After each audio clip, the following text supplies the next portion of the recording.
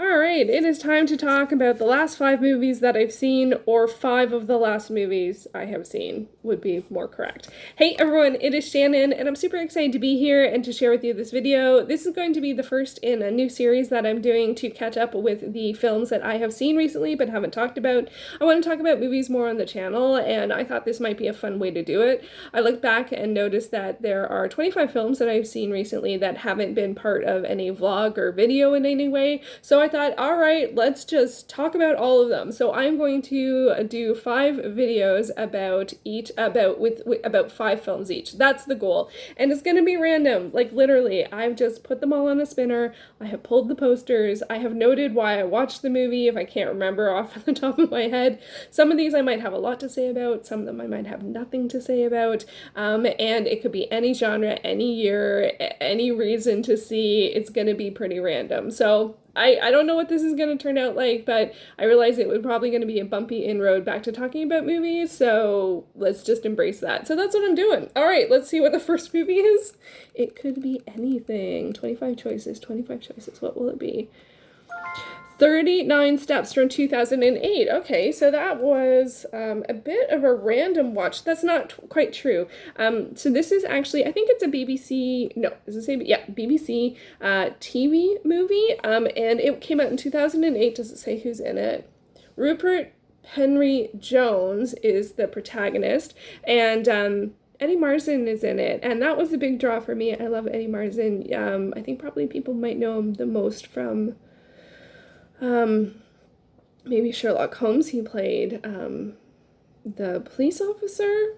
That's sort of the I can't remember what his character's name is. Anyway, that's not what this is about. There he is. Hey, Marson. He's great. Yeah, so this is an adaptation of a novel by, I can't remember, John Buchan, I think, which I read several years ago. I did a review on. It's part of my Those Books exploration. I actually really didn't enjoy the novel very much. There were some things early on that I didn't enjoy, and so I found it hard, and it's a bit of a chase kind of situation. Like, it's a thriller mystery, kind of being chased a lot and that kind of stuff. So, but the reason that I watched this is actually, it was one, let me just double check my notes. I'm pretty sure, 39, did I put it under T?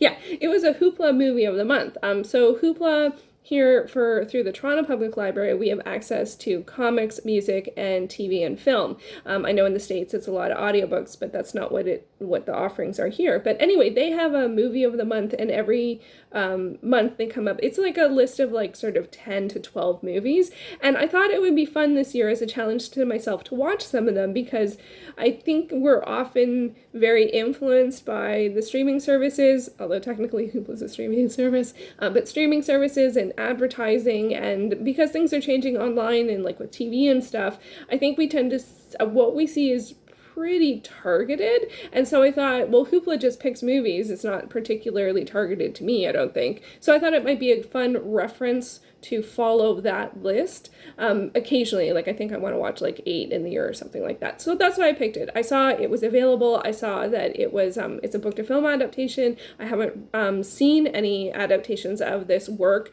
before, so I thought I would watch it. I ended up really enjoying it. It doesn't have the best reviews, and they definitely took liberties. I don't remember the book that well, but they definitely took liberties, and I like the liberties that they took in it a lot. I really enjoyed the character. I don't even know, I can't remember what her character name is. I can't even remember if she was in the book or not, but it was a great addition, and it made it a bit more of a romantic suspense. Not tons of romance, but some. And I thought it was more enjoyable to see 2 characters going on this journey together as opposed to sort of like one long chase. So definitely took liberties, but I thought it was a lot of fun, and I don't know anyone that has watched it. I think I did find it on Letterboxd, but I think it might be a TV movie, but it's on Hoopla, so, you know, if you have Hoopla, and I don't know actually if people in the States get movies, but if you're in Toronto and you have Hoopla, it's definitely there, so that was fun. All right, let's see what's next.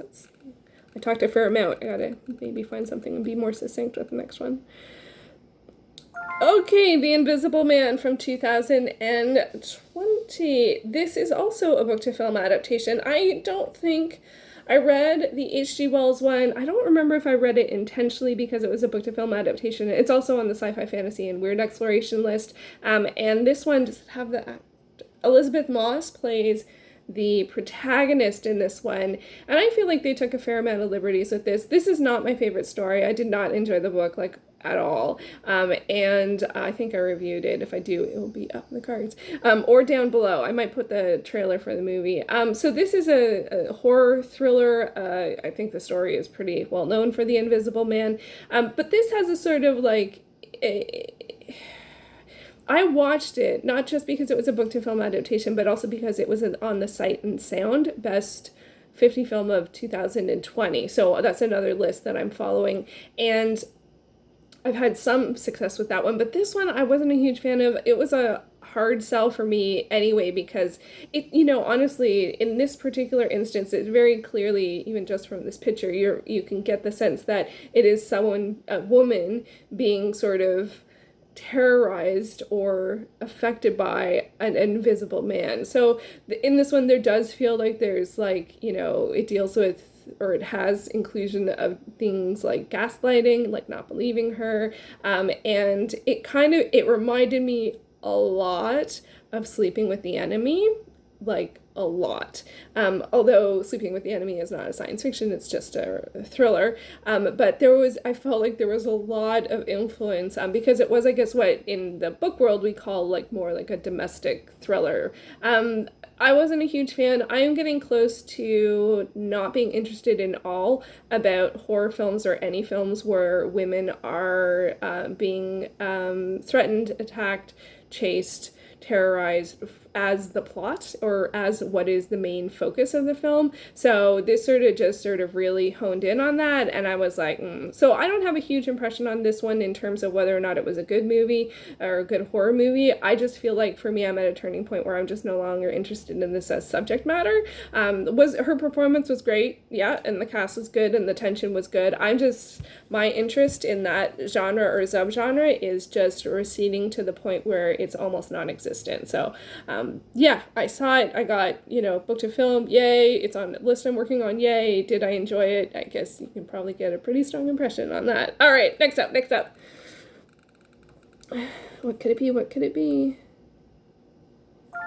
Alex Wheatle. Okay, so this is part of the Small Axe film series, which is another list that I'm working through, and it is Amazon Prime original, and this is a biopic. Alex Wheatle is author, and this series focuses on, I think it's from the 60s to the early 80s, and I'm trying to figure out like what the best way to describe what the focus of the series is. It's different points, people, moments, and I guess you would say Black culture in the UK. And so it shows him as growing up in the system, and trying to, especially the system being very much white culture, and then like finding more people and being more learning about Black culture and his own history. It is a very powerful film. I actually didn't know it was a biopic when I watched it, and so then when I found out, I was like, wow. So and it was really touching. This is a great series. It is a tougher series in terms of the content. Well worth watching. All 5 films are on Amazon and Amazon Prime, and I would definitely recommend it. But I don't think you necessarily have to watch them in order. They're chronological in terms of, I think, when the events or setting is. But yeah, it was, again, it's one of my goals this year was to watch all 5 films in the series, and this is the 4th one. So yeah, definitely recommend that one. All right, film number 4. What will it be? What will it be? This is fun. Empire Strikes Back. Okay, that one I actually have right here, although I did watch it on Disney. Okay, so this is a bit weird to talk about because it's the 2nd or 5th or 5.25. I never know where Rogue One sits. And then Solo. Anyway, doesn't matter. Star Wars Episode 5, Empire Strikes Back. So I watched this recently. One of the things I want to do this year is to finish out my Star Wars rewatch. I actually don't think I have watched the entire thing start to finish. I get stuck in Attack of the Clones, and I've only ever seen Revenge of the Sith twice. So you see where I get stuck. But the original trilogy always holds near and dear to my heart. And it's interesting because I always think that Empire Strikes Back, like for me, I feel like all of the guys I know, this is their favorite of the Star Wars, at least the original trilogy, or all Star Wars, or all films of all time. And I still kind of wonder, like, what it is about this particular film. Like, I do feel like it is quite a, I didn't even say, do I even need to say what this is about? It's Star Wars. It's, you know, it's a science fiction / fantasy. I don't really think I need to see what Empire is about, but I do think it shows this sort of protagonist journey of like Luke's journey, like a piece within a hero story kind of situation. And I think that that's what resonates a lot with people. For me, I love the settings. I love the Hoth, like that as a planet, and there's just so many moments that are just so wonderful. All of the snow on Hoth, and then of course Lando, and there's lots of drama in this one, and like it's just like it's in a weird way, often like the second film or the middle film in a trilogy can often be the messiest, or the one where like the least happens, or you're just bridging A to C with B. But this one really is a great film start to finish. There's lots of exciting moments, there's lots of new like creatures and creatures and droids and machine type things, as well as character development and lots of great moments between the different characters, and like there's just so much in this one. I'm not going to say it. This also is one of those films that just has, for like my family history, the reason we hate spoilers is because of this movie, because of this something that happened seeing this movie, or perhaps before seeing this movie. And for people who've seen it, they can probably pick out what it is. But yeah, so Empire Strikes Back. So I'm really, really happy that I have moved along in my move along. There's nothing to see here. Moved along in terms of my Star Wars rewatch, because I really got held up, and now things are progressing. So yay, maybe this year I will finally finish my Star Wars rewatch. It has been a goal since each of the new films has come out, and the last one came out like years ago. So still, it's progress. Okay, so let's see what will be the final film for this one. Oh, 39 Steps. Whoops, we got that already. Relic. Ooh, this is a good one. This is another one that I'm seeing in the top 50 Sight and Sound list. All the lists I mentioned will be down below. I actually think I created a letterbox list for this one. This is an Australian horror movie about 3 women and a family. So it's like a mother, daughter, and daughter, or a mother, daughter, and her mother. So it's 3 women, 3 generations of women. And the grandmother, or the matriarch, I guess. Well, the grandmother isn't necessarily the matriarch. Anyway, so the mom in the middle, the woman in the middle, her mom, like, they haven't heard from her in a while or something, so her and her daughter go out to her house, which is a little, not quite, lots of people around, to investigate what is going on, and why people haven't seen her, or these kinds of things. I'm actually not going to say anything about this movie. It was amazing. I loved it. I gave it like a 9.5. And on Letterboxd I might have actually just given it, I think I went with 4.5 and a heart. It is so good. It is creepy, but it's not so scary that horror is always hard to recommend. I never know where people's fears are different, and so that's always hard. But I will say that the tension was great, the story was great, the effects were great, and I felt something very, very strongly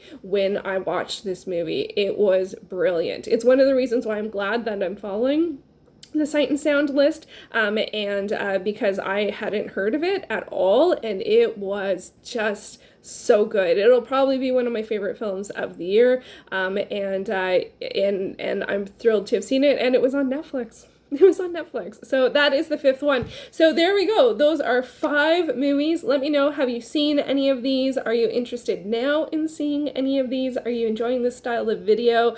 I think I did not bad, actually. I'm feeling pretty good about that. And I will be back soon with another 5, and we shall see how things go. Okay, thanks for watching. Be back soon. Bye.